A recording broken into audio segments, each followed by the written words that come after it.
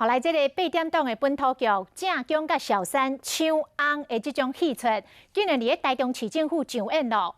原来是台中市新闻局为着要宣传电影，所以参考乡土剧写出来的剧本。总经理有交代，等下若是有人来找伊，就讲伊无一个。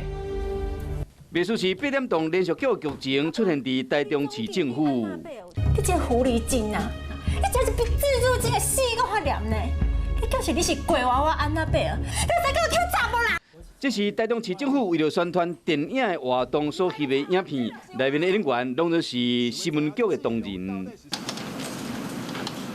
伫见头前，大家拢真够搬，不过伫办公室内底办公的时阵，感觉却是差真济。跟正宫的争吵片段就打关键字进去查，看他们是怎么争吵这样。演出来的效果呢，自己觉得怎么样？应该是还可以，就是还蛮有小杂宝的感觉。之后自己一直都不敢看啊，虽然大家一直狂分享给我，但是其实自己没有点开的勇气。然后老婆我也不敢给她看。虽然新闻局员工拢讲一摆就好，不过因为收到真好的回应，所来拄到宣传活动，有可能会阁延续8点档的剧情。